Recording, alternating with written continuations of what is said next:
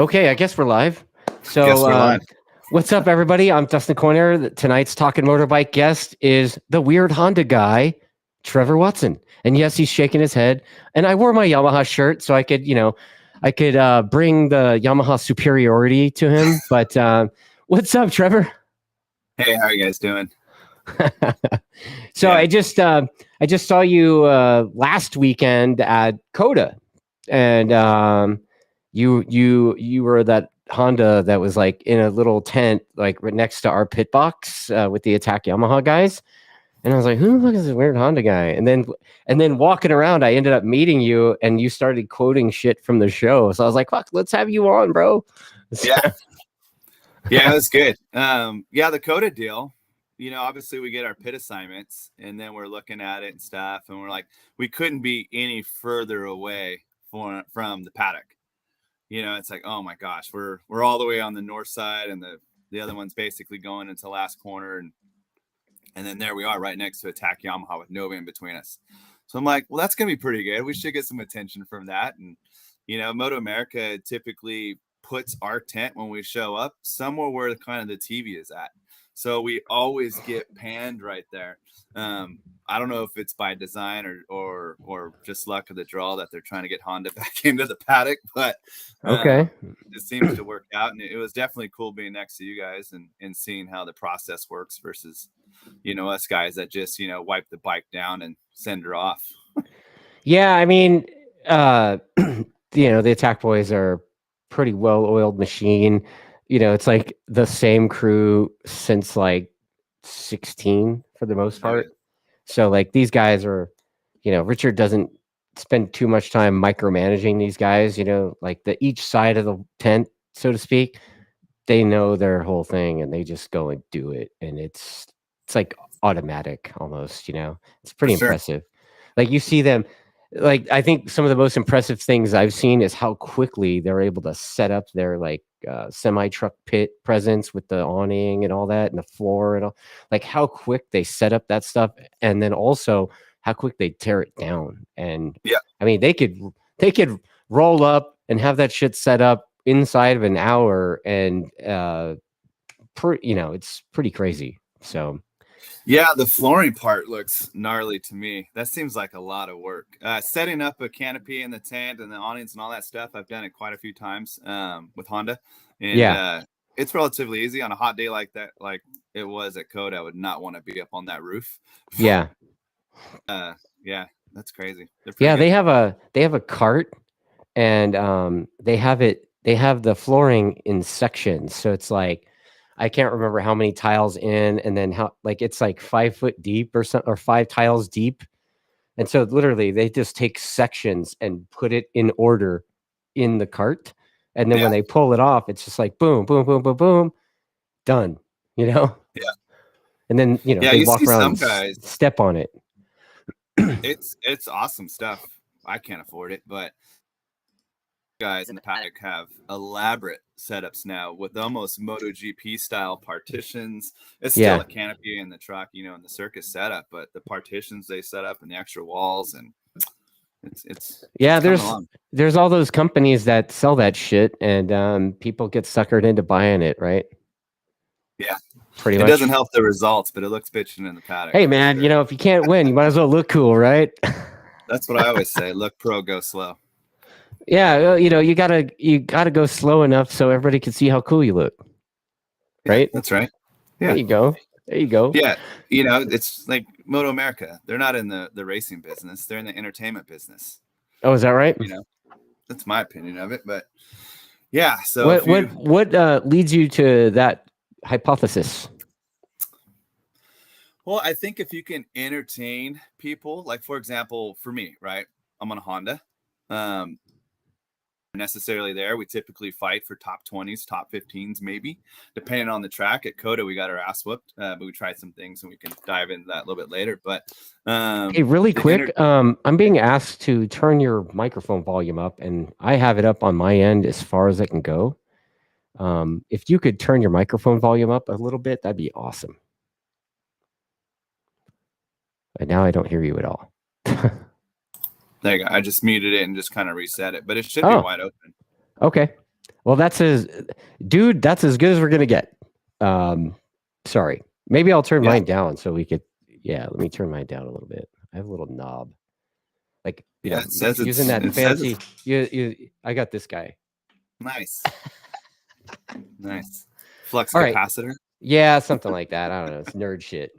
All right. So carry on. Your hypothesis of MotoAmerica being a entertainment versus a racing company. Well, you just kind of look at the fan experience and stuff like that and open up the paddock.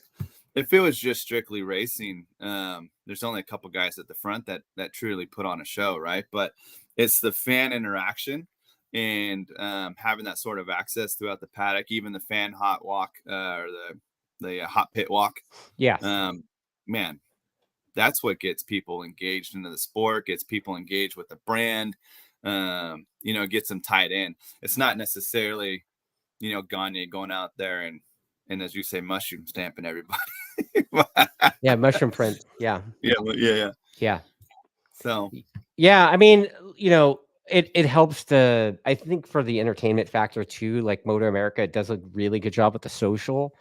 And so, like, if there's some gnarly crash or something, it'll be like everywhere, right? Yeah. And like zoomed in. Oh, let's see that crash again from a different angle, right? Yeah.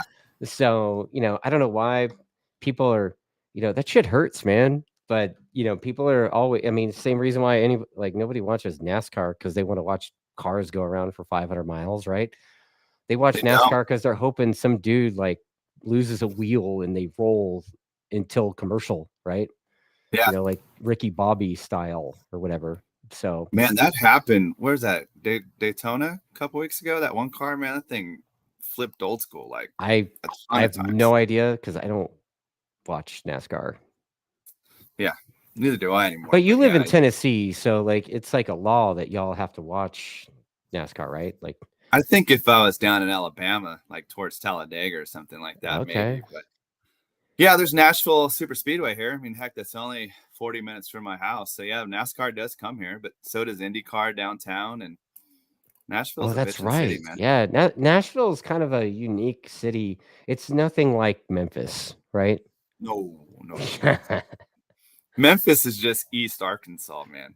It really is. It's Northeast Arkansas for sure. Yeah. Right. Yeah. Yeah. I hear that. Like as soon as you cross that bridge, you're in Memphis, basically, right? And yeah, it's a whole different world. And you can even once you cross the Mississippi, it's a whole different world. And got to experience that driving down the COTA, and you could just see it. Like literally, you cross that bridge, you cross the Mississippi. It's like you might as well be on the moon. It's everything's brown and dead and flat, and it's crazy. You were just describing Texas to me, like you like your comparison from Tennessee to Texas. Like you want to throw that out there? Yeah, it was the same thing over and over. I literally got lost just going straight. I wasn't literally lost, but it felt like I was just in the Twilight Zone because it was just the same crap over and over and over. It goes from a Whataburger to a Walmart to a Buc-ee's. You get out of town, 45 minutes later, a Walmart, a Whataburger, and a Buc-ee's. And it was just the same thing, just over and over. I'm like, I was talking to my buddy Robert. I'm like, you got to be kidding me. Like, are we just doing circles here? Like, it seems like it's the same stuff. But yeah, it was miserable. So, how long you been doing this racing thing? I know you were talking about AFM, and my buddy Sean Summers was saying that you used to be a hella NorCal rider. So yeah. Started in Northern California, AFM 2001, and then 2002. Wow. Of course, racing a Honda, a 954, and open superbike and open production, and. True story. I just ride on DOTs. Wouldn't even ride on slicks because I'd ride my bike during the week and then go race it. Okay. And it wasn't even uncommon to go riding Saturday night, literally till 2:00 in the morning, because Sonoma or Sears Point from Sacramento is an hour and a half. Right. And then load that thing up, put the race bodywork on it, which back then was super simple. You throw on some shark skins and stuff and super simple, not like today with all the clips and nuts and bolts and grommets and everything. Yeah. I couldn't put my bike back together if I wanted to now. Yeah. But back then it was really simple. Pull off the headlight, tail light, bodywork, and go. And then go race on Sunday. And then, you know, and the only difference I would do between the two bikes, between my super bike and my production bike, was just change out the bolt on. It was 3 bolts. It was a CHM exhaust, which was kind of like an Arian Racing knockoff. Right. It was from the dealership I worked off back then, CHM. That was it, man. Really? So yeah. Okay. So you did 01 and 02 with AFM, and then what? And then just got into TrackDaz. I wadded myself up at Thunder Hill in a July race, and I slid forever. And back then, the concrete wall right out of the chicane on the back straightaway, there was an emergency access right there, and I was actually pitted right there. But my high-sided, my bike slid right into my pits.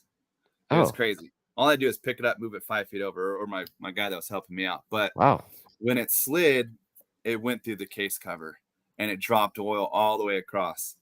And whoever the 750 Super Sport leader was at that time just came flying through there, even though red flags were flying, just came flying through there and the front, missed all the hay bales. This was pre-airbag days, of course. There was legit just hay bales on the track, and wound himself up. But so after that, you know, it took a little while to recover because I broke my collarbone, dislocated shoulder and stuff, and then just said screw it, man.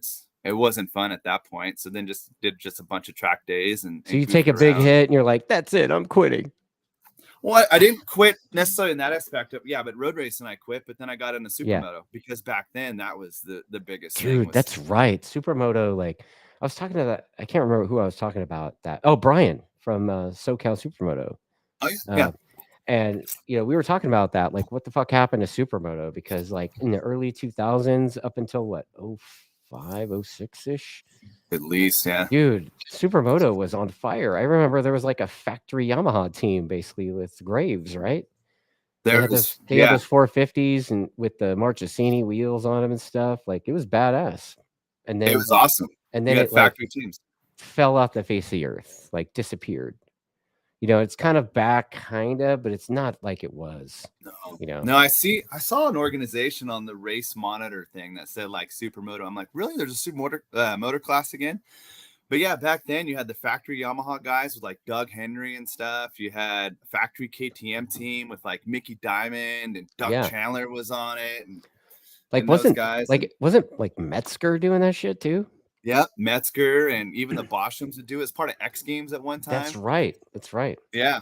And I used to supermoto all the time, and actually supermoted with Bobby Fong and Cameron Bobier back in the day, and Casey Aro and those guys, and Corey Collins stuff. But even the Hayden brothers would come out, and Chandler would come out with his son Jet and stuff, and we'd go ripping around. And I have a funny story about Cameron Bobier. Go ahead. It was, I don't think I have the plaque in here, but it was at Arco Arena where the Sacramento Kings used to play. Yeah. And I think it was called Supermoto Fest or something like that. And it was 2004, 2005. And the track went outside the parking lot. It was a massive track, basically around the perimeter of the stadium, and then dropped down into the stadium to a shiny, polished concrete floor that they put soda down into a little mini supercross area and then back out. Okay. And then you go hit it again. Well, Cameron Bobier was on an ARM 85 and probably like 12 or 14 years old. And I was on an ARM Z 250 4-stroke. And back then I'd have been like 24 or so. And he gets by me going to the stadium or somewhere inside the stadium. Right. And he rips, dude. He was ripping then. Bobby Fong, him, they were ripping way back. Of course. Then. Yeah. And I was like, man, screw this. I'm not letting this little kid beat me. And coming back out of this famous last words. Yeah. Coming out of the stadium, I full-blown just stuffed him and put him right in the hay bales and took him out. And then look at the guy now. He's like, 5 or 6 time champion and international superstar. And he's a beast. You know, it's unfortunate what happened to him. You know, he had to end his season prematurely. Took a couple of good shots to the noodle, you know. Back to back. Yeah, dude. That last one was big, right? I was like, That oh God. was gnarly. They kind of blurted out. I was watching Pressure to Rise the other day because they didn't show it on the live broadcast, right, or MotoAmerica Live, but on Pressure to Rise, right at the end, they were kind of teasing with it, where he's sitting there and the puddle of blood is just coming from, and I'm like, oh, Yeah, dude. that's Yeah, it looked bad. Like even what you did see on the broadcast, it looked bad. It was like, oh, dude, like, yeah. and I, you know, I mentioned it when I talked to Stan Bowley that week, but it was like, you know, he's out, and you know, all of a sudden, I mean, I talked to Yates, right? I talked to Ashton, and Mhm. he's like, yeah, dude.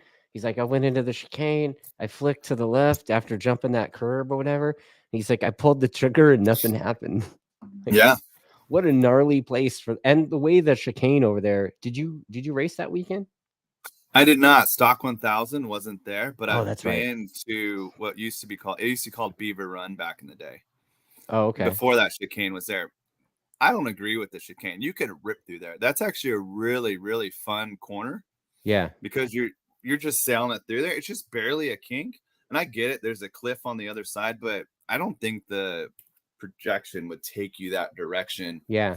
You know, you would end up down the cliff or anything like that. But Well, like the way that chicane at Pittsburgh looks like, it looks like if you fuck up on the way in, or if you have a mishap on the way in, you're either jumping the curb and skipping it and getting the penalty, or you could be run wide and you're pointed at the grass.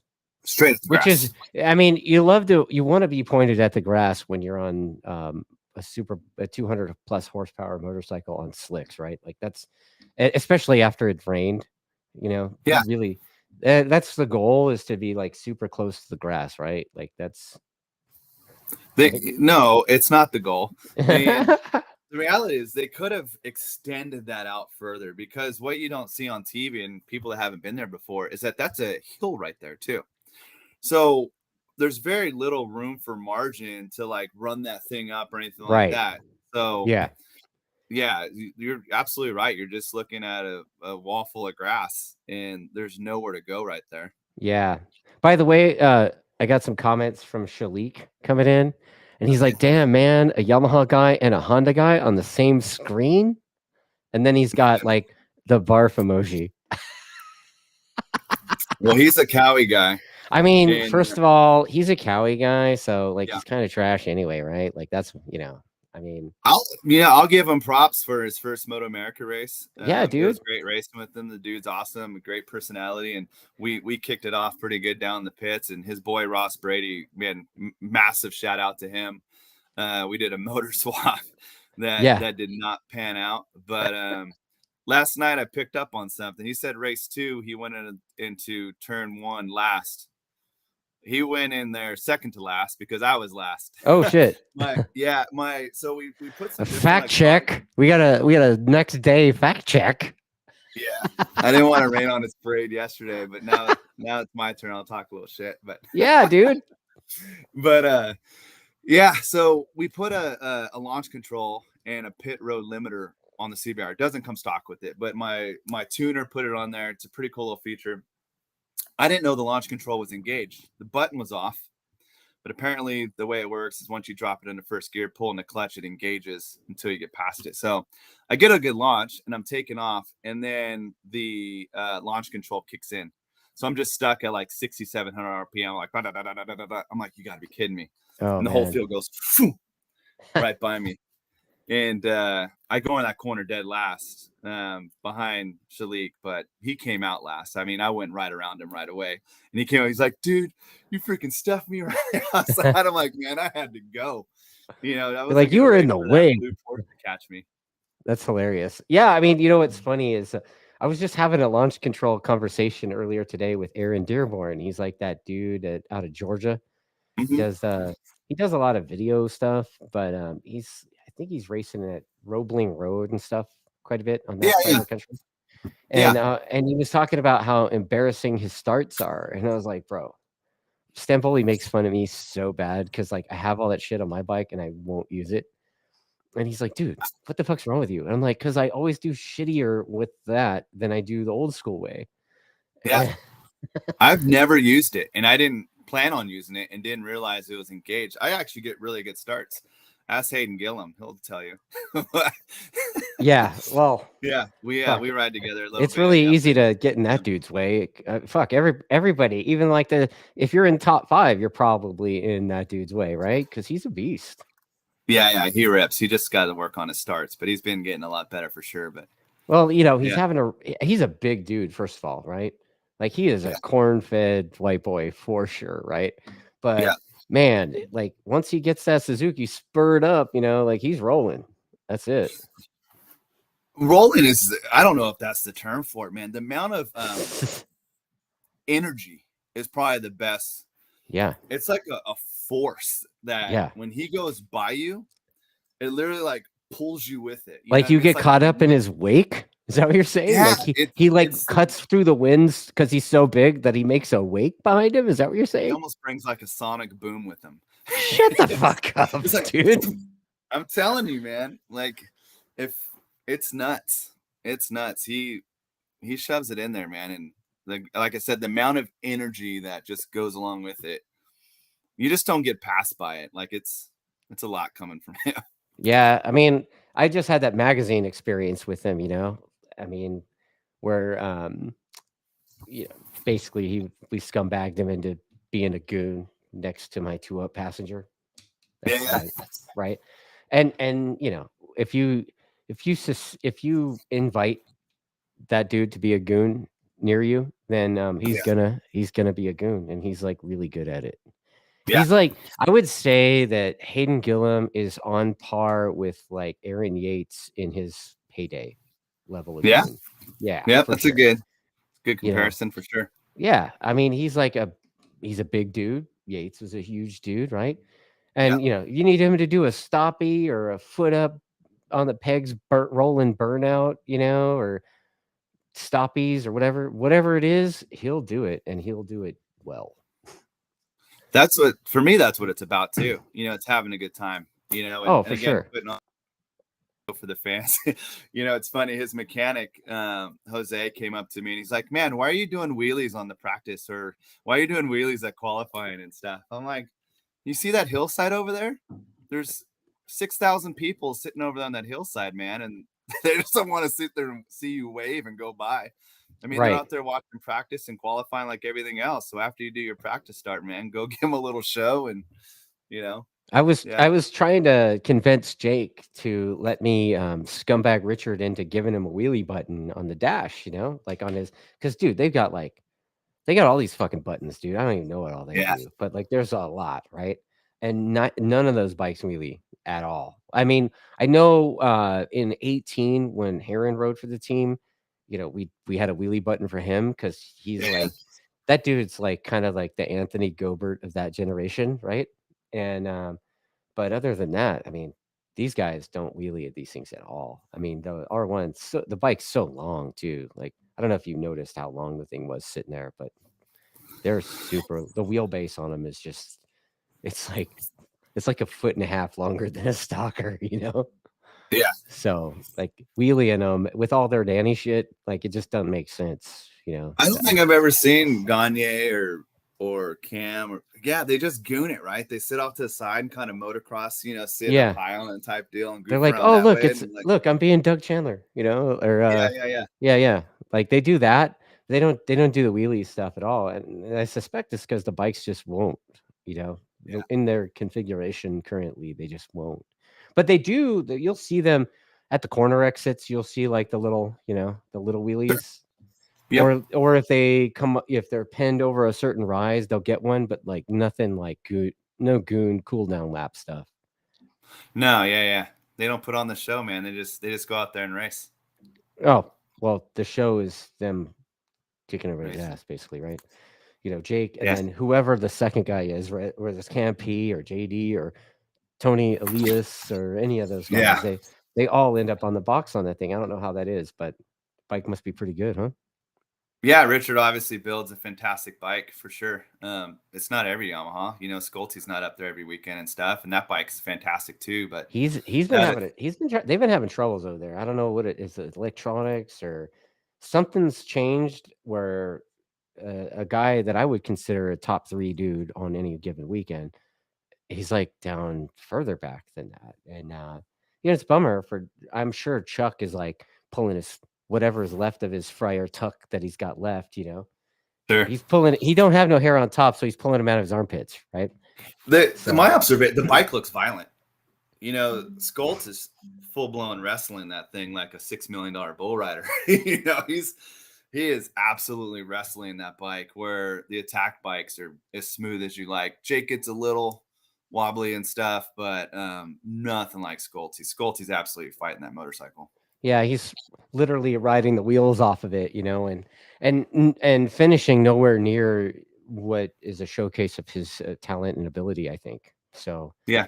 And we've all seen it the last couple of years. Like, he's been right there. He does have this weird mid-season slump thing that he's been going through, but I don't know that the deal is with that.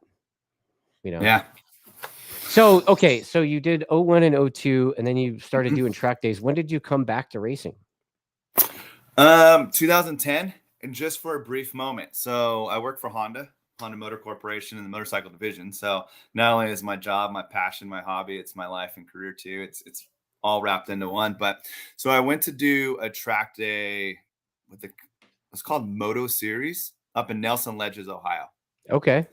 And I went to go to a track day, and they do a track day on Saturday and race on Sunday. And Saturday rained out. And I'm like, I go up to the promoter. I forget his name, but I go up to the promoter. I'm like, hey, man, I used to race. I have my expert license, the whole 9 yards. Would it be okay if I race? The bike was basically prepped for a track, but it still had radiator fluid in it. And so I'm going through tech. I'm leaning the bike over, and a little bit of radiator fluid came out. It's like, dude, you got to change that. So I'm like, yeah, no problem, man. Let's just dump it.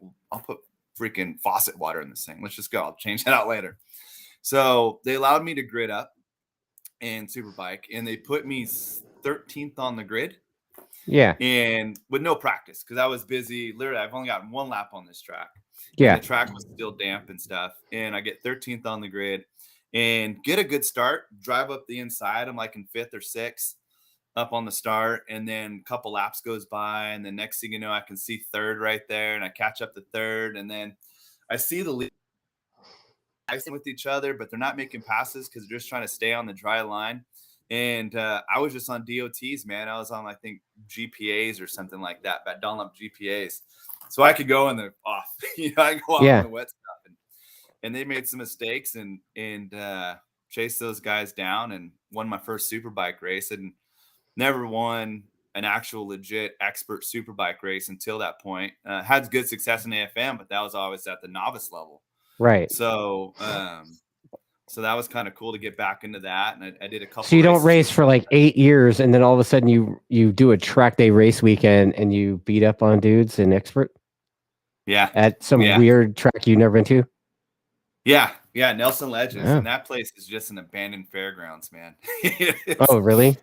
Yeah. I think they repaved it and probably updated it now, but yeah, it's one of those deals where you got to cross the track with like a railroad gate, and you got to wait, and there's like dirt coming across, and there's all these different sorts of pavement and pea gravel and concrete and everything else. But yeah, that was it. And kind of did a couple of rounds with those guys, and then life happened. Then I had a couple babies, and then just kind of took it off. And well, then I moved, right? So I was up in Ohio when that happened, and then Honda moved me down to Nashville, Tennessee.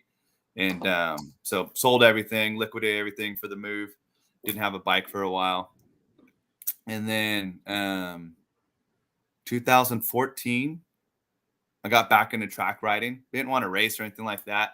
All my buddies were kind of getting back in. Well, they weren't even in racing then, but just doing track days and stuff. And when I got back into racing was 2020. And we're at Barber hanging out over on Tunnel Jump, which I guess would be like turn 13, 14, where they kind of come up over the rise and hit that right. Sitting there, and I'm just looking at the lap times, drinking a beer, hanging out with my buddies. I'm like, dude, I can do these lap times. I can get back into racing. So got back into racing, got my WERA license out here with Expert, and got my points and everything I needed to do it, and had some good success with that. won a couple races there. I'm 43, so I was racing some senior superbike stuff, A superbike stuff with Joe Giannato, Mickey Helton, a couple local boys out here and stuff that were just ripping. Dan Kruger, those guys, and yeah, would just get constantly top fives or top threes or podiums and occasional once-off win, and got my points and made my way. So you did that on the Honda that you're riding now, or same one, man? Same one. Really? Yeah. So go ahead. So what do you do at Honda? What's your gig? Are you like I have the best job in the world. It's I'm a district sales manager, senior district sales manager. So I'm in charge of all the Honda power sports dealers in Northern Alabama, Tennessee, Kentucky, North Carolina right now. And I go around and I work with them on their business planning, their inventory plans, marketing, and stuff like that. So set them up. You know, if there's a guy that wants to be a Honda dealer, we'll set them up, and they qualify, of course. But yeah, it's great because I'm a Honda guy through and through. Passion and bring joy to people that are all about Honda. It's great. So, are there any of those people? Yeah, tons of them, man. Tons of them. Yeah, I've just given you shit. Yeah, I mean, look, you know, I mean, you're basically my enemy. You know, we're buddies. Yeah, of course. Yeah, I'm a Yamaha guy, of course, obviously, right? So you're the Honda version of my DMs, basically, right? Yeah. Okay. Yeah, that's cool. Yeah, this looks like, it sounds like you got a pretty healthy region that you're in charge of, territory or whatever.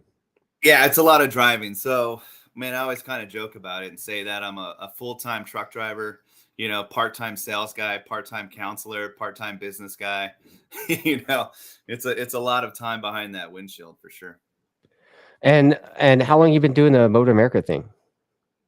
This will be the second season. So we started last year, and we did Road Atlanta, just regional stuff. Obviously budgets, everything. So we did Road Atlanta, and man, first time out, didn't qualify. Missed out. That happens. Missed out by 0.6 of a second. Was 28th in the grid, but only 27 made it in. It was Travis Wyman or it was Corey Alexander on that new BMW. Yeah. When Tyler's first showed up, and those boys were setting lap record after lap record after lap record. And I mean, shit, the whole front row was separated by like 1.5, 1.4 or something like that.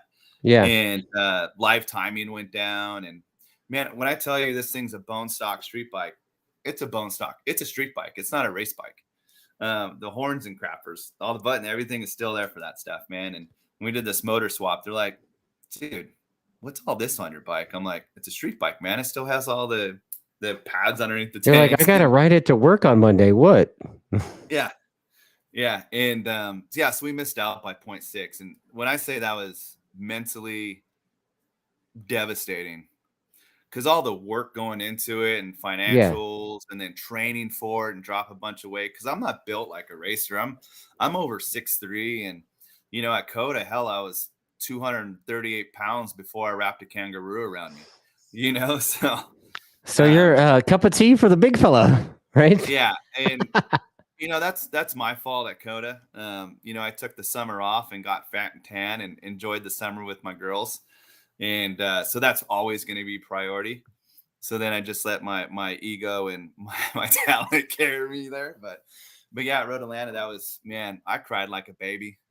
I was like, you got to be kidding me. This sucks. Like, what have I done to myself? What have I done to my family? All the commitment and everything else. And then I miss out by 0.6. And we even asked MotoAmerica, you know, I didn't want to be that guy, but I'm like, man, you can't even say 0.6 and 0.6. You know, like, yeah. And obviously the grid density there is 39, and I qualified 28th, but only 27 made it in. So I was like, all right, well, we'll just regather and make it back at Barber. Yeah, I mean, you understand why that is, right? Oh yeah, 100%. I mean, you don't want to be the dude getting smoked like in the first 5 laps or whatever it is that they do. I mean, that's what happens, right? That's what used to happen, right? I don't. What's the percentage for qualifying now? Talk 1,000, 110. Is it 110%? Okay. Yeah. Super Sport and Super Bike is 108, but yeah, stock thousands 110. Yeah, so just you just gotta go faster, basically, right? Like, so what did how many rounds did you do last year? Just the one, or No, I went to Barber as well. okay? And then so there we're doing the math, right? Yeah, And my life gets in the way, so I don't get a chance to ride very much or get very much seat time or anything like that. So did a little bit before that. And that's the other thing too, if I could back up about Road Atlanta. I yeah, was at NCM at National Corvette Museum track in Bowling Green. And it was a week before we're going to Road Atlanta. yeah. And I was chasing down JD Beach and Hayden, and they're up there. We're all just ripping. And I had a bad Dunlop on the front that was just chattering left or right, and I tucked the front. My Alpine Star suit fell apart like wet toilet paper. No shit. And I was like, what are we going to do? The bike was fine. I was fine, but no suit, right? And this is still kind of COVID times, and things are on back order, and Yeah, wasn't going to do anything. And I talked to Mark at HHR, Hustle Hard Racing. yeah. And he got me in touch with 4SR. And between Jerry and Mark at 4SR, there was a suit overnighted to me on Saturday from the UK to make sure I can go racing. No shit. And it was just an off the rack 4SR. I forget the name of the suit, and it fit like a glove. It was perfect. I didn't need to break the thing in or anything. I could go racing. And those two companies right there, man, didn't know me from Adam, but they made sure I could go racing my first MotoAmerica race. And since then, I'm completely loyal to those guys. And the 4SR brand is fantastic. Obviously, Hayden rides it. A lot of guys in the paddock wear it. All the Disrupt boys. There's quite a few of us that are rocking that stuff. But and then Hustle Hard. The only thing I get from Hustle Hard is I just buy. I'm a customer. Right. Is the carbon and bodywork. You know, the same stuff the Attack Boy uses and stuff. Yep. Me too. Hashtag that's me too. Yeah. Yeah. The Yeah. He called carbon Mark and it's like, oh, okay, mate. All I need is a tail section now. You know. He's like, do you want another seat pad? I was like, no. The seat pad's still good, bro. Like, I just need the tail. Dude, those seat pads are premium. I'm like, Yeah. yeah, that's like almost like a set of tires for that seat pad. And I'm like, no, man, I'll just get my seat pad from Tech Spec USA. You know, I'll call No, Dave dude. It's so nice though. Like you bolt it down and it's just there and it's money. Yeah. You know? But yeah, those guys helped me out. I would have missed Road Atlanta, the first race at 4SR and Hustle Hard. Didn't step up, and legit, we're sitting there, and I forget we were watching we were watching a football game or something with buddy Robert, and maybe a Supercross or something. And Saturday delivery knocks on the door. I'm like, what the hell is that? Sure, freaking suit there. Yeah. So, like, dude, awesome. That's kind of awesome, man. Yeah, I mean, Mark's always been the guy that's like, if he's got what you need, he's gonna try to get it to you. Like I ended up with rotors from him.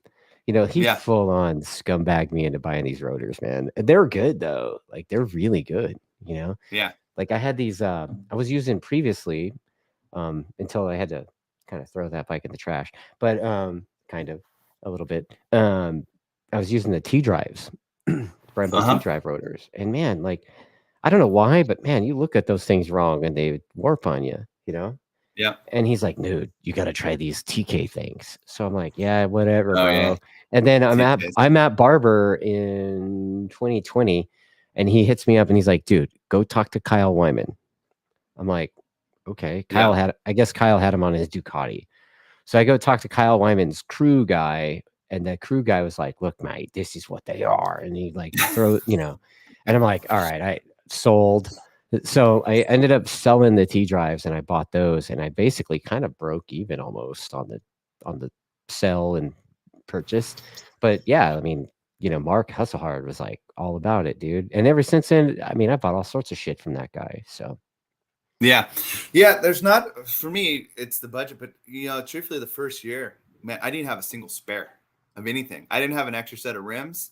I just had that carbon and bodywork on it. I didn't have clip-ons. I didn't have anything. So I ended up getting hooked up with Vortex, and Vortex you know, I'd buy the stuff from there and Vortex Athlete and all that stuff. But now I have spares of everything, an extra set of carbon and bodywork, and an extra set of rims and things like that. But yeah, man, I couldn't throw that thing down the road, especially since nobody has that stuff. So that is a downfall, being the only Honda in the paddock. If I throw it down the road, man, there ain't an extra set of clip-ons laying around. Or well, same thing as if you break something, right? Like if you break a part, like you can't just go to the next guy that has the Honda, because there isn't the next guy that has the Honda. You're it. A case cover, something simple like that. Yeah. You're done. I mean, I do run a tack rear set, so I could probably go down to those guys and say, hey man, I need a peg. Yeah. Yeah, I think Westby, technically, I think you have to go to Westby for that on the race weekends. I think they're kind of like the Attack dealer, I think. Yeah. At least they have been for a couple of years.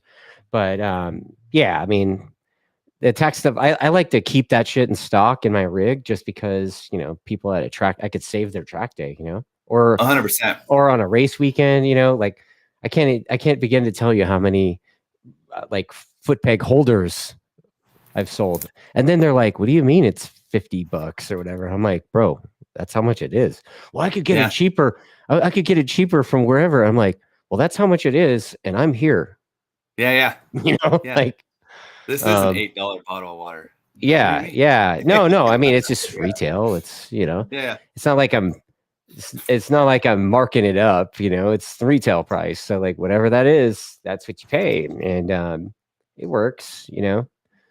So okay, so you've done some MotoAmerica rounds. You did Barber that year after your debacle at Road Atlanta, right? Yep. So how did Barber go? It went good. So yeah, we qualified by a mile. We were in the show, I think 30th or 31st. Grid density there is 36 because it is a smaller course, of course. Right. But we were in, man. So all the pressure was off. Right. And so that's all that mattered to me. We're in the show. Check that off the box, and let's go have some fun and go racing. And because of budget again, we've never thrown anything at qualifying two. I'm just out of the gate. Let me go burn these brand new tires up in quali one, go set a lap time, get in the show. That's all that matters. I don't want to lose another night of sleep trying to do math or figure out if I can make it or not make it, anything like that. It's full send. Are you never worried that the times will be insane in Q2 and then you'll have to work harder to get Q? Like, how does that work? Of course. Yeah, of course. So that actually bit me in the butt this year at Barber. So day one, we qualified 12th. Wow. And then we sat out. Well, I was like, well, we're 12th, man. We'll probably get bumped a little bit because, I mean, really from 15th to 25th, everybody's all about the same second. Yeah. You know, we're talking just tenths. And sure enough, that bit me. So I was 12th and then ended up starting like 21st. Oh, wow. So because you sat out? Well, I just turned it into a race sim. I was like, well, let me just go out here and cut 15 laps during Q2. Okay. And get a baseline setting or maybe make some adjustments and stuff, and see how the tires are going to fall off. But because those new Dunlops are horrible. Yeah. Not a big, I mean, Barber, I've heard mixed reviews. I mean, is it that they're horrible, or is it that their characteristic is so different that you got to completely change the setup of your bike? Like a little bit of both. Because you have to chase it, because it's nothing that I've ever experienced before. It's one thing having a front end that feels heavy, and the advantage, if anything, that the Honda has is that it's super light. I mean, it's smaller than a 600, and it turns on a dime, and that's where I make all my money. Is I can ride that thing like a 600 and carry a ton of corner speed. And I couldn't get the thing to come up off. I couldn't roll it back off the front tire. And then at Barber, you would go into like Museum Corner, or you'd go into turn 14, and you would just be off throttle, rolling in and dipping in, and the ass end would just keep coming around. You almost like we're on oil or something, you know, it would just keep coming around on you. And then they were just shredding like nobody's business. You can go do a track day there with all the different tire manufacturers, of course, and all the different size bikes. You go to a MotoAmerica race there, and there's so much rubber on the track. It's insane. Like you're just in a goat path that you can stay in, because anything offline is just clag. Really? Which 100%. And you can see it in the photos. You see it on the track. Man, I had rubber down my freaking Under Armour, down my suit and everything, and it gets in your helmet. It's all floating around. And You're like, what are these dingleberries? Yeah, man. You had Dunlop dingleberries in your drawers, man? 100%, man. 100%. Okay. It blows your mind. And I'm like, man, this isn't the same tire. I don't know if they're bringing a softer tire, so we burn these things up. I mean, after 4 or 5 laps, the rear was just completely gone. Really? 4 or 5 laps, it was gone. You couldn't even do 10 minutes on a rear tire, and the thing was gone. And which tire was that? Was that the 3, the 5, or the 7, or the 8, or whatever the fuck? 3. So then we had they didn't introduce the 7 and 8, I don't think, until Road America because of the pave. But at Barber we had 3s and 5s. Road Atlantis we had 3s and 5s. We didn't even have a 0 then, so it's just 3s and 5s. I don't think the 7 and 8 really came out, or even the 0 came out. I haven't ridden a 0 or a 7 or 8. It's always just been 3s or 5s. Was it you that commented? Somebody commented that at COTA they ran out of a certain tire. They ran out of R5 fronts. Okay. Yeah, they ran out of R5 fronts. So, and is that what you were using up until they ran out? Well, yes and no. So I was using some R3s. Okay. Just because, it was too soft. The thing got a little marshmallowy for sure, and kind of gummed up. And then the R5 was just way more stable.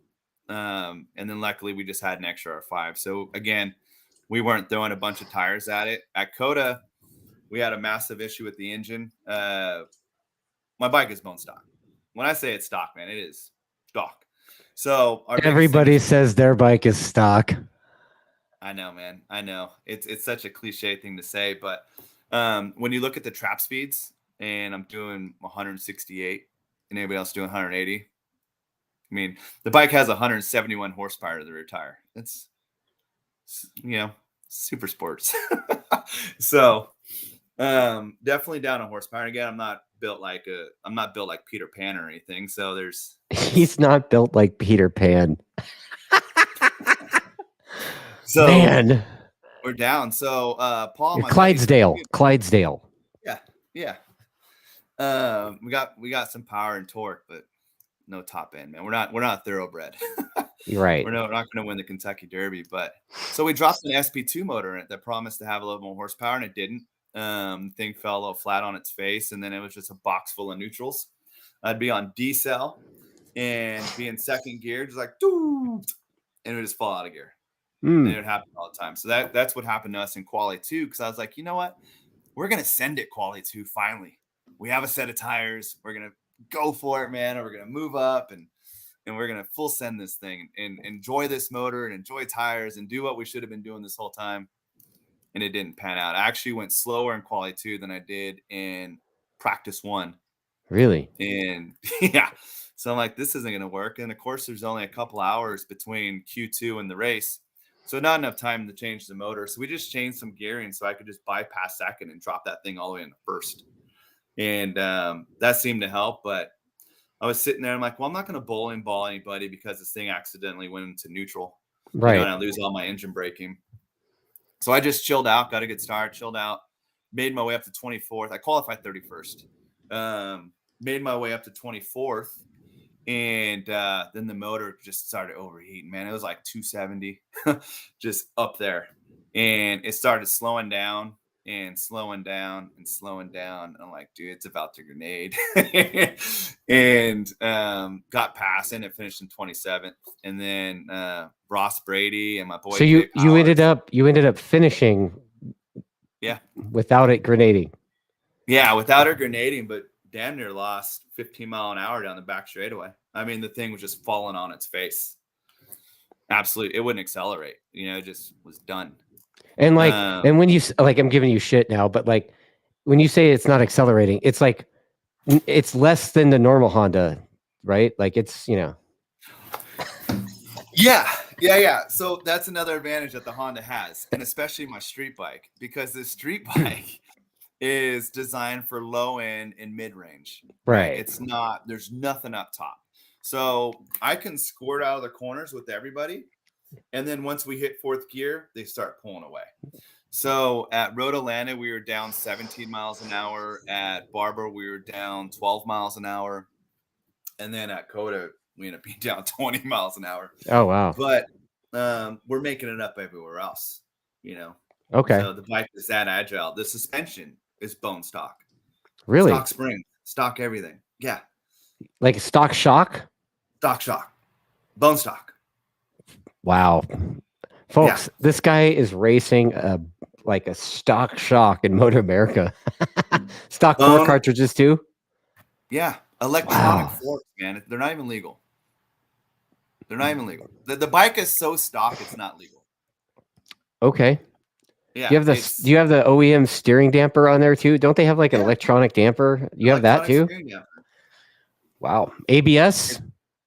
No. So the ABS. You took the ABS off, so it's not totally stock. Busted. Galfer brake lines up front. So the GP Galfer brake lines to the master cylinder down. All the plumbing for the ABS is still there and just blocked off. And then I just pulled the fuse. Right. And that's it. So the ABS light's flashing the whole time on the dash. The piping for the rear brake is still ABS, but it's not hooked up because the fuse is pulled and stuff. So, yeah. Yeah, I mean, look, until I got that thing from Yart, the plug-in, we just left the pump on there and took the hoses out, just capped them. Yeah. Just left all that shit plugged in. So the computer's like, oh yeah, we still got ABS, but yeah.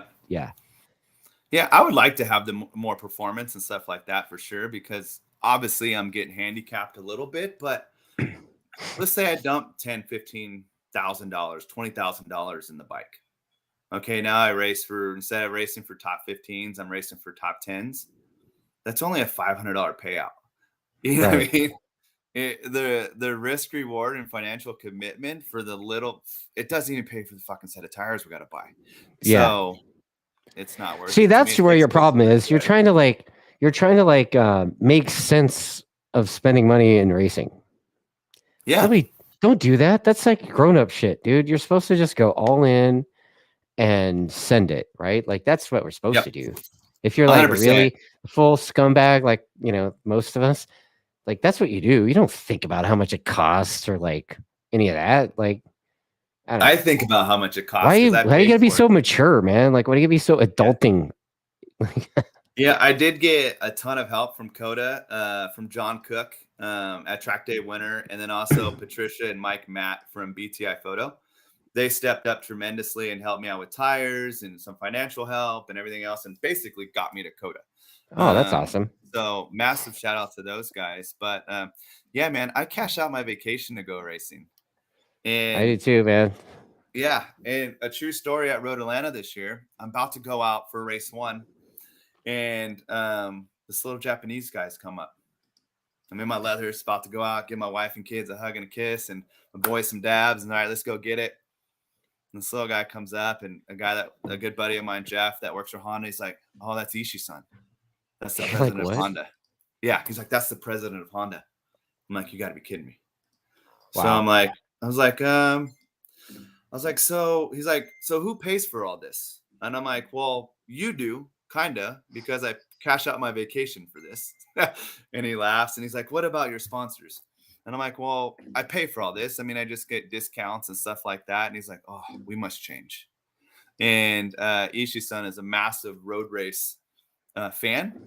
So hopefully in the future and stuff like that, there'll be some more Hondas on the grid and some more support and stuff, which fingers crossed. But yeah, I keep hearing that. I keep hearing that Honda's going to bring a semi to the paddock.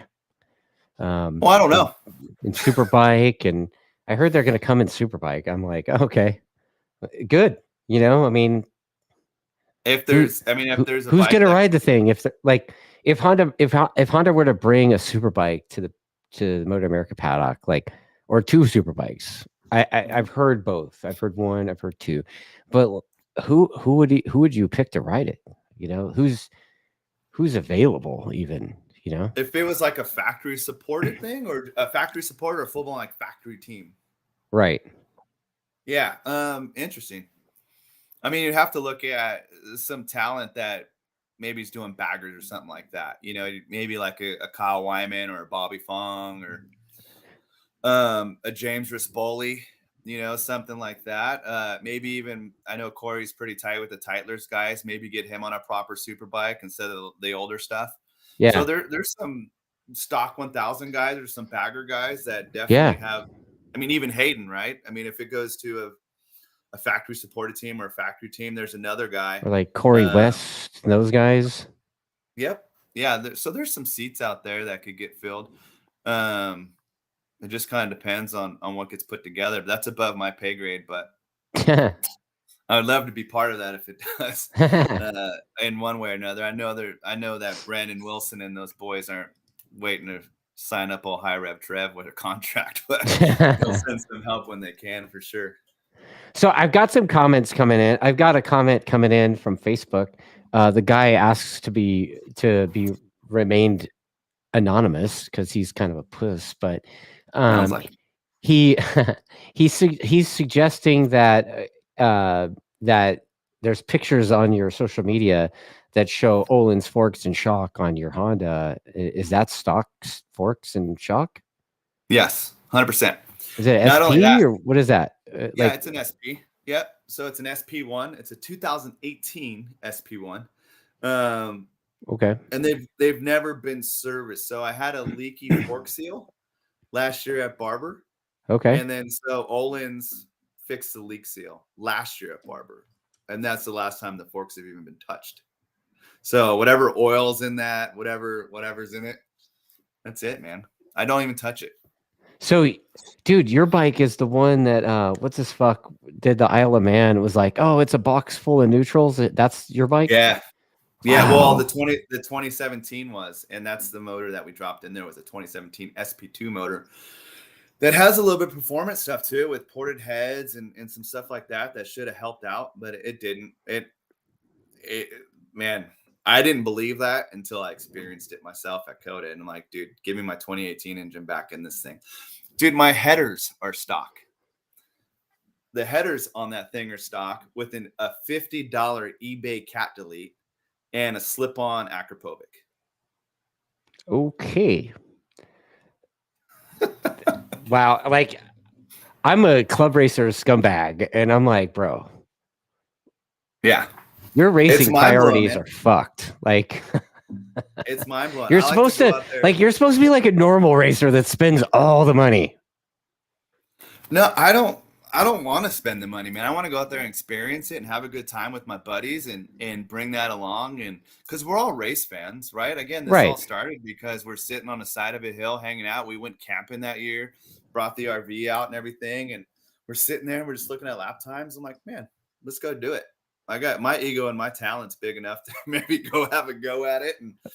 And ultimately I put my little money that I had where my mouth is and made it happen. And I mean, I couldn't have done it without the support of those guys for sure, with Robert and Jay and Daniel and Tim Price. I know Tim Price is always on here too. And again, track day winner and Mike and Matt and obviously my wife. But yeah, you got to have a support. You just can't do it by yourself, regardless of what the budget is.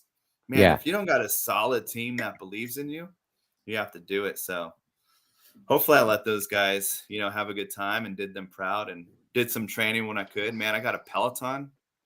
Dude, Peloton. I love the Peloton. The Peloton is like for me, it's like wintertime. Because, dude, I live in the SoCal desert and it's like butt ass cold with like massive wind. So the wintertime, it's all about the Peloton. And then when the weather clears up, it's outside. Although I saw some shit today, it tempted me to get a set of rollers. Oh yeah. Yeah. You know, I don't know. I got to talk to Coach Nate about that, but yeah, we'll see. But all right, I got some comments coming in. All right, so RC45 says you were the only quote stock 1000 on the grid. And then Shalik says that he wants you to teach him the way of the wheelie.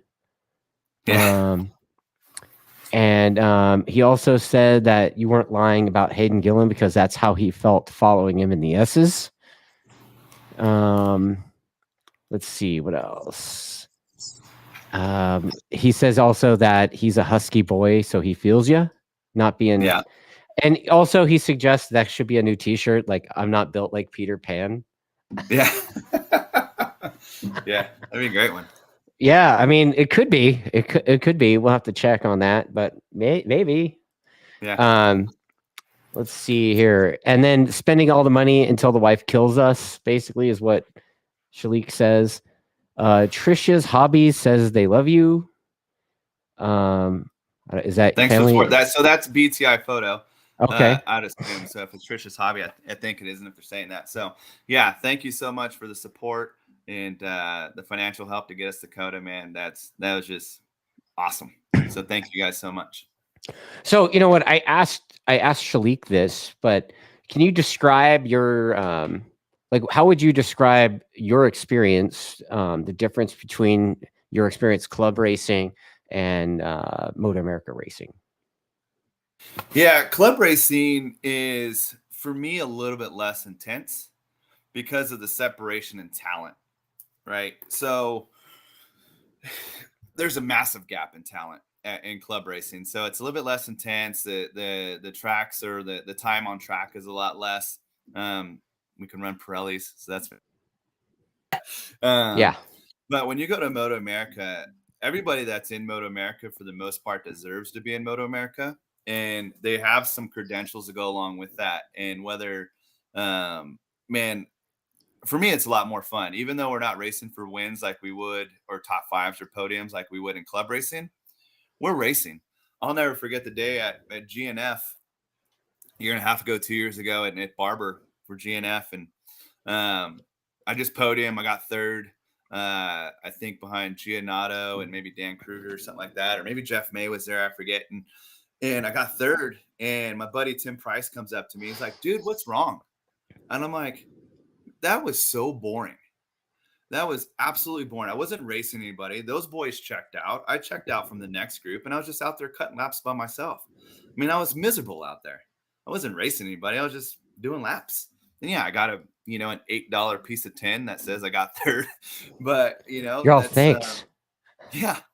I was like, that was miserable. I said I'd much rather race for 15th. And then sure enough, in like A Superbikes, I didn't have any points or something like that. I was graded towards the back, and I was racing as hard as I could for like ninth, and that's how it is at MotoAmerica. Is that in a big disadvantage I have on the Honda is the top end, right? So it's always just a yo-yo effect.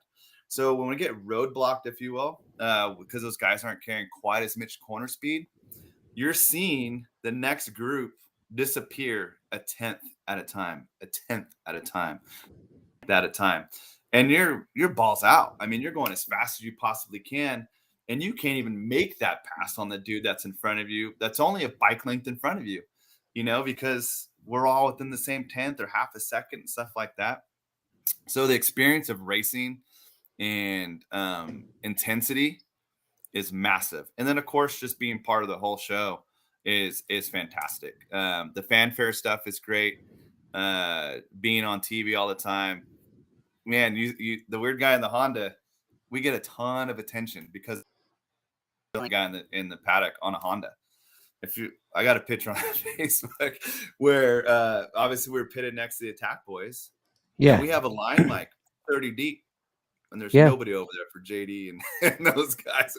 It's just because we're on the Honda, So maybe Greg Kramer and everybody and Roger and all those guys shout outs online and or on the not the podcast, but on the broadcast and stuff. So just the overall show, intensity, the competition.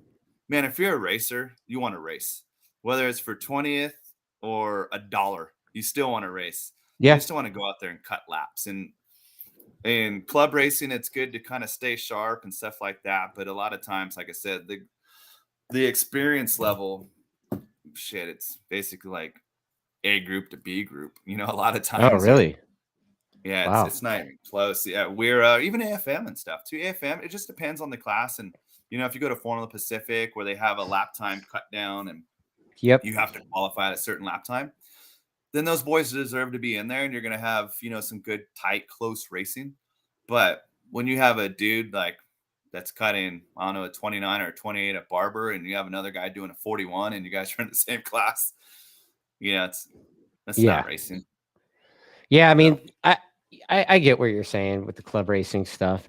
So do you what club do you normally race with now? WERA, I It'd be guess. WERA. Yeah, WERA. I was thinking about dabbling into the Pan America stuff. Okay. Because they do have a good social media presence. It seems like they do put on a good show with podium speeches and a background and maybe some contingency and stuff like that. So maybe go for that. Yeah, that's what that Dearborn guy was doing. He does the Pan American thing at Roebling, I think, Mm-hmm. right? Yeah. They're racing down in Florida too, I think. So Yeah, Florida, Barber, Little Tally. I think they did Little Tally last week. yeah, Roebling, right? All the So Southeast tracks. yeah, so it could be Yeah. cool. Seems like a good org, based on Yeah. what I see when I look them up online.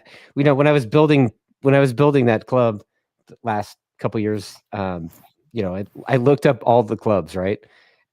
Unfortunately, or fortunately, I don't know. Like I totally missed the Minnesota CRA, Yeah. and caught a little hate from some of those guys online because we called California Road Race Association CRA too, and they were like, typical California. Yeah. But I was like, look, dude, there's like Google CRA and you'll find 8 million, like the Canadian rectal, whatever, right? Of So course. Yeah. I was like, Yeah. it's just an acronym, dude. You don't own the letters. And Yeah. I don't think somebody signing up for the California CRA would be the same dude signing up for the Minnesota CRA by accident, right? I'm sure they'd figure it out. Yeah. Yeah, I mean, it's pretty obvious. Logo's completely different too. But yeah, let me get there's so many clubs and so many different ways that clubs run things. And it's Mm-hmm. interesting that you said podium interviews and background and social media presence. And that's one of the main things that I focused on when I was still part of government, right? Yeah. So it's interesting that that's the feedback that you have because I'm like, you know, like we Yeah. did that. Yeah. Like we You we want to be club able raced to. at Laguna, bro. Like we brought club racing back to Laguna for like the first time in 40 years last Yeah, year. I saw that. That was awesome. Yeah. So And that's the type of stuff the sport really needs is to be able to have the platform and opportunity to shout out your sponsors or get their logo in front of stuff and bring yeah, money back into the sport, and man, I don't care if you're 8th or 9th place or you're kicking my ass left and right, man. If you ain't doing anything for your sponsors and you're getting zero exposure, okay. All right. You know, not doing so much. I asked Shalik last night a couple of questions, and I'm pretty sure you're gonna have a similar answer. But your bike is so stuck. Like, so giving advice to somebody getting started racing, Mhm. what advice would you give a new racer to make racing or club racing sustainable? Yeah. So don't go chasing the dragon or chasing, the rabbit down the weeds and stuff like that. So that's a great question because with Weir and stuff, a couple of my buddies jumped in right with me to And experience what do you themselves. mean by chasing the dragon or whatever? What do you mean by that? Dumping a bunch of money in the bike, looking for like a setting, or blaming the bike or the equipment, and say, "Oh man, if I don't have these ceramic bearings or this, $2,500 front end or this and that, dumping money into the bike's not going to fix the problem. They got to kind of fix themselves and mentally prepare themselves to be aggressive and race and stuff like that. Racing is a whole different animal than a track day, so you can have a fast track day guy out there, and that's almost the spectrum, right? You start off on the street and you're the slow guy on the street, Yeah. and you get to the stop and everybody's already drank their Red Bull and smoked their cigarette or whatever, and they got their helmet back on, and you're just pulling up. And you're like, dude, I want a Red Bull too. So then you figure out how to go faster and faster. And next thing you know, you're leading, then you're that pack, and then you're that guy, and then you go track day, and then you get your butt kicked there. And then you start getting faster and faster. And then you get up to A group and stuff and getting faster and faster. And then you want to start dabbling into racing. Yeah. And then you go racing and you're just doing novice stuff and you're absolutely getting destroyed. Right. and you start at the bottom there. You're at the bottom of the spectrum again. You kind of have to work your way up. And it's not sustainable if you throw a ton of money at it and you don't get the results that you didn't work for because you're just throwing money at it. So that'd probably be the biggest thing is just like go out there. That you didn't work for it. What do you mean by that? Do you mean like, not trying to be fast right now, but learning so you can be fast later, or getting coaching, or what do you mean? Yeah. So coaching's a big one. So back in the day, I went to 2 Freddie Spencer schools.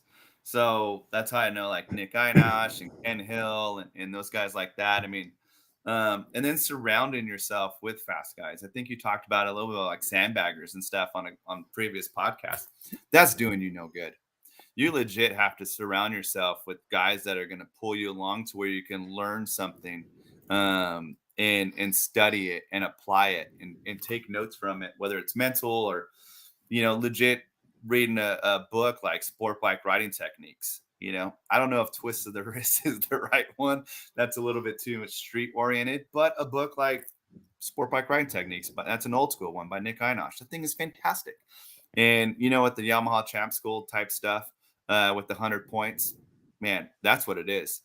And I don't think you could get that by just doing a track day. You need to go to a legitimate race school that's going to teach you the proper technique on the 100 points and stuff like that. Yeah, I think you're referring to the 100 points of grip.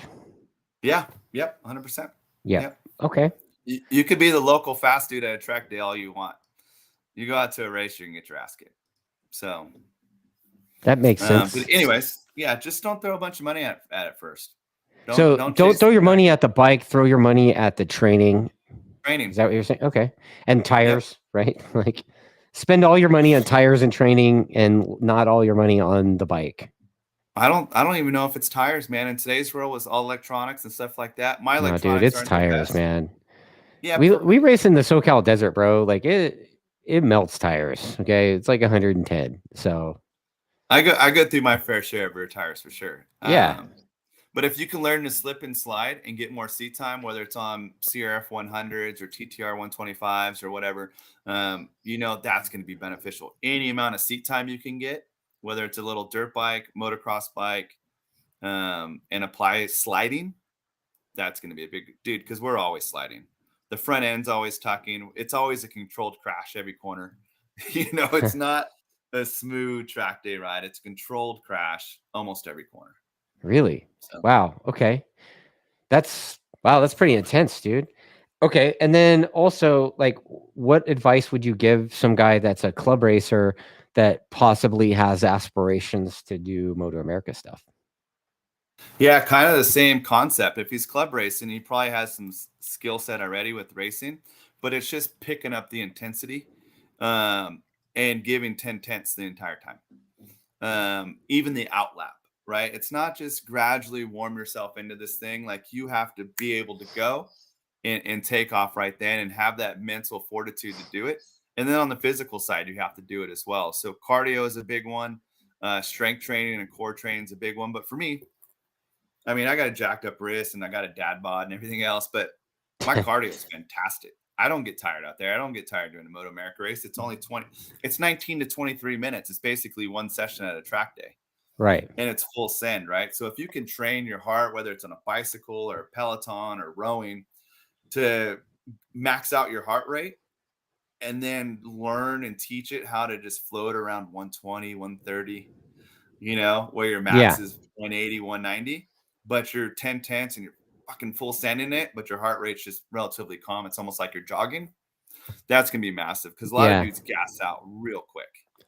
Yeah, I was talking to Shalik about that last night. Like I always with the CRA stuff, I was always looking for the 20 lap race because I knew that I might not be as fast in one lap as the guy in front of me, but come around lap 8 or 9, I'm gonna run you back down when you're like sucking wind. Yeah.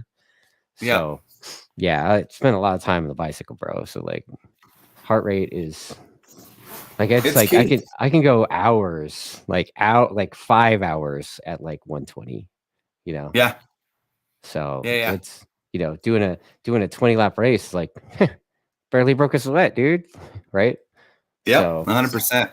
Yeah, So it's never. Shalik's got a question for you. Like this is actually good. This is a good transition from what you just said. Your advice to a club guy to a pro guy. What advice would you give to like a brand new guy that just turned pro?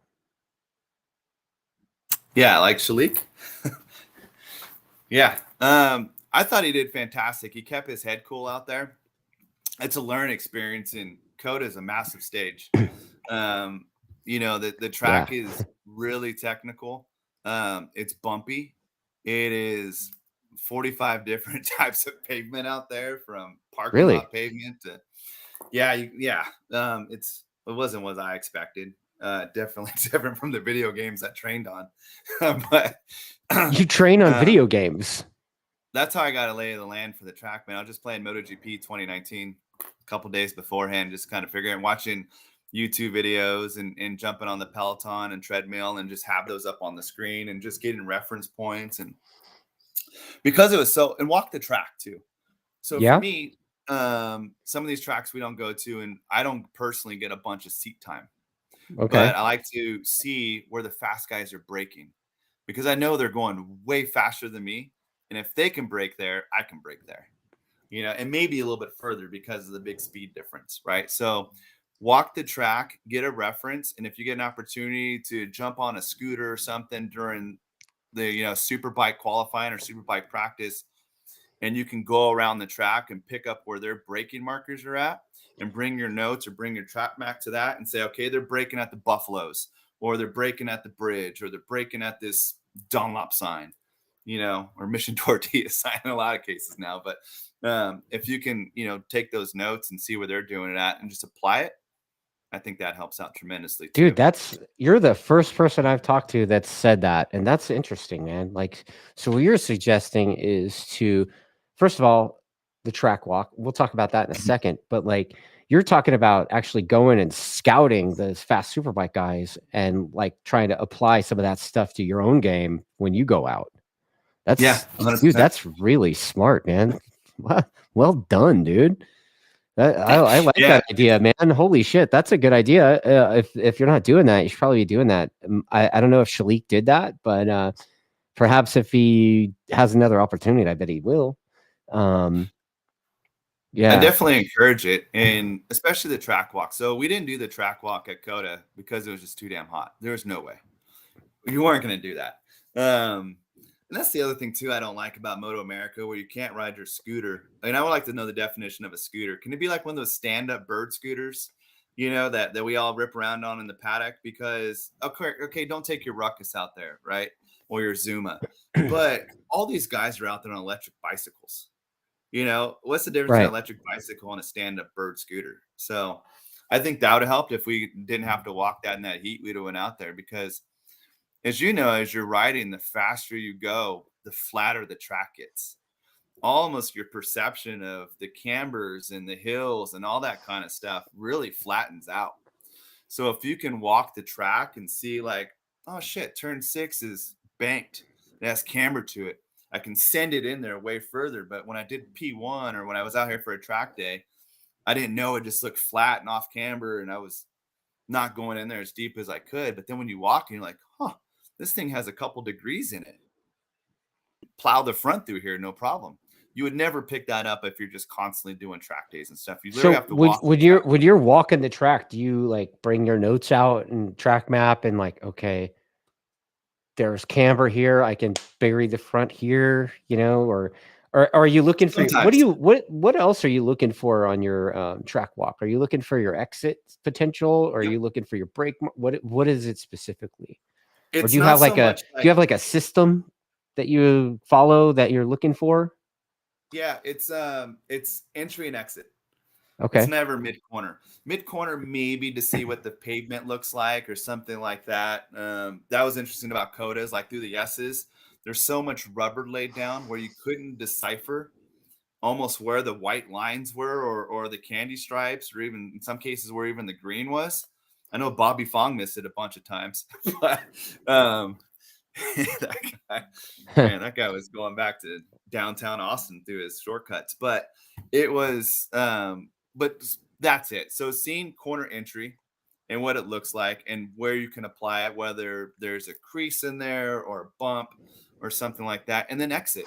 Just taking a look back and then seeing how the kind of the course goes and when you can stand that thing back up. Is it going to continue to fall off, or can you get on the gas earlier?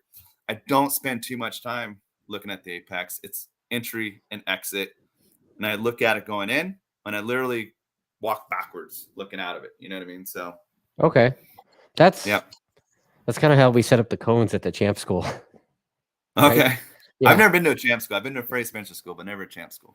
Yeah. Well, it's like the next gen of Freddie's school, right? I mean, 100%. Yeah. yeah. So, let's see here. Yeah, RC45 says that was your first time at COTA and you were 100% out of the gate. Yeah. With That was my first time ever. Smiley face. And then Mike Matt wants to ask you about the slip and slides at Barber, or is just yeah. So slip and slides at Barber. So again, we were fans first, right? In 2020 or 2021, when we got rained out, basically. Oh, 2020. I was there. Yep. Yeah. That was the one where Skoltzy did the straightaway slip and slide thing, right? Yep. So we like to party, man. We had a hot tub up on our paddock area or up in our pit area and stuff, and all our easy ups and stuff, and it was just constant rain. So our camping area was up over that skid pad, where like Mini Cup is. Yeah. And so it's just that steep grass hill right there. So it was just raining. We had a couple tarps, man, and we built a slip and slide down that hill, which is a couple 100 yards long, and just full send down that hill during those rain delays. And of course, Mr. Barber likes his grass, so a couple officials came out, were looking at it and like, these boys ain't doing too much damage, and just kind of let it go. And we're making it all the way down to the parking lot from the top of the hill. So shit, man. Okay. Yeah. It was a good time and a cool core memory for sure on racing. And really that's all it's about, is having a good time and making memories. And, regardless of the result, it's not called winning, it's called racing. So make the best out of it. What's your goal moving forward, and when's your next race? Maybe GNF. Still trying to decipher if we're going to do that or not. We're going to do some track days coming up with track day winner. He's retiring. John Cook's retiring. So we're going to do the last couple track days with him. There's one in Jennings in November, another one coming up here pretty quick in October. But we're also going to do Fastline track days, chili cook-off. And that event is fantastic. And the reason why it's fantastic is because it's for Air Fence Fund. So the Road Racing Action Air Fence Fund, they raise funds and donations and stuff like that to buy more air fence to keep us safer. So I always like to participate in that one. And it's pretty fun event to go to. And some guys like to sing karaoke and stuff. But so a couple more track days, maybe GNF this season. And then we're still trying to put together what's going to happen next year. It all kind of depends on budget. I might still be on the same 2018 CBR and giving her full sends on the street bike. Hopefully we have some other good, some goodies from Paul. I think that's who RC45 is, or 54 here. That's on there is Paul. That's my tuner. Okay. That guy is the Stamboli of CBRs, especially the double Rs. When it comes that's a bold statement, dude. He's not building swing arms or anything like that, but the electronics. Old boy was up in my trailer at 2 a.m. just messing with ECUs and flashes and stuff like that. And it was funny. Race 2 at COTA. Obviously, again, not built like Peter Pan, so I'm always concerned about fuel. I'm like, dude, don't overload me on fuel. It takes me a month to lose 8 pounds on the Peloton, right? Like, don't put an extra fucking gallon of gas in my bike. That's a lot of weight, 8 pounds. So we always measure it out. Well, going through the race with like 2 laps to go, my fuel light's on. And I'm like, you got to be kidding me. These guys are going to run me out of gas. Oh, man. And we were kind of talking about it and stuff. I'm like, because it happened to me in qualifying one time too, that they ran me out of gas at Road Atlanta. And I'm like, you got to be kidding me. I'm going to run out of gas out here. And we come back in. Sure enough, we made it. No problem. I think we finished 25th or 25th after starting dead last. But Paul, my tuner, is like, man, I didn't want to tell you or freak you out or anything, but I just dumped a bunch of fuel in your bike. I made it so rich to keep the motor cool. Yeah, I mean, she was drinking everything she could drink to try to Oh keep man, that motor cool, and just had her rich to the moon, and damn near ran me out of gas. Just dude, it was and he so said, hot. yeah. And he's like, man, if you would have ran out of gas, I wasn't going to say anything and just blame it on your crew guys. But now that you made it, I'm going to go ahead and tell you what happened is that, dude, I turned old girl all the way rich. So, So, yeah, Mike Matt says the chili cook-off with Fast Line Track Days at NCM is the Catalina wine mixer of track events. yeah, it's a fun social event, man. It's a fun social event. This will be the first time for Fastline Track Time. It's always been done by Midwest Track Days before with Jeff, Okay. Jeff Wheat, and now another group owns it. And I'm assuming it's just going to kind of carry on with that same tradition and stuff. But it's a good one. The biggest takeaway from it is for air fence. So donating and funds and all the proceeds and stuff like that go to purchase air fence from the Road Racing Action Fund. So it's a fantastic one to participate in and kind of get behind. But the go-to track day for me is John Cook with track day winner. Sure. Yeah. And then Mario Mudek says that how about getting a bounce house manufacturer as an air fence sponsor? That's actually a good idea. That's a great idea. Somebody should hit one of those companies up and try to get them to put their name on some air fence. That'd be cool. Yeah, that'd be cool because there's a lot of those. I mean, fuck those guys. Like every kid's birthday party in California has one of those bouncy houses in the front yard, right? They crush it. It's like $250 or $300 to rent one of those things for the day. I got 2 girls, man, so I know we've had a bunch of bounce houses. Yeah, so you probably know the manufacturer's name. You could probably make some phone calls. Dude, it's Ready, Steady, Jump. Right on. Let's see, and then Irate Barry, who's he's out of Utah. He runs that. He works for that dealer. What is it called? I'm sorry, Barry. I forget. What's the name of it? Anyway, Barry says that he's eyeballing your Jack Daniels swag in the background. So. Oh yeah, the little placard there. That's kind of cool with being in Tennessee and in this part of the world is that it's all here. So I like bourbon like the next guy, and smoke a cigar and hang out. I'm a man's man. All right. Yeah, Jack Daniels is an hour from here. So Jack Daniels, Maker's Mark, George Dickel, Jim Beam. They're all here. So it's kind of cool for sure. Well, right on, man. It's been a good chat. Before I wrap this up, do you want to run down your sponsors and thank whoever or? Yeah, I'm going to keep it a little bit shorter than Shalik, man. I was about to give him the wrap it up music. Shalik was all I'd like to give a shout out to my homie Ray and yeah, I was like, wrap this up. I was like, wow, bro. Yeah, it was fun. Yeah, it was a long one, but for sure, I got to give it up to the guys at Team Sloppy Sprockets and T3OB. So Robert Langford, Travis Mills, Jay and Daniel, Tim Price, Mike Matt, and those guys. My wife, my kids, sponsorship wise, like I said, Forest R, HHR, Arai Americas, Tech Spec USA, Honda Power Equipment, Honda Power Sports. I'm trying to forget somebody, Carbonin, Vortex and stuff like that. So it takes a small army to make this stuff happen. And I couldn't do it without any one person I did not mention. It's a team effort, man.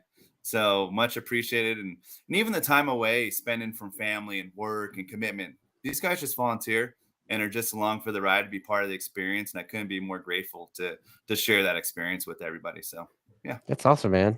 Well, dude, it's been a fun chat, man. And dude, I wish you the best of luck at the GNF or whatever if you make it to that. And I mean, shit, hopefully I'll be at one of the rounds that you're at next year, hopefully. And hopefully somebody will watch this and like hook you up with like forks and a shock or something. That'd be fantastic because we're lacking a little bit of performance and some stuff. But hey, we're gonna go out there and we're gonna represent or like a Yamaha. Like if you just get a Yamaha and then be it's too cliche, man. You're just run of the mill. You know what I mean? You're kind of just a sheep. Oh wow. Wow. Wow. Everybody has a Yamaha, but when the big budget guys that have not in the stock 1000 class.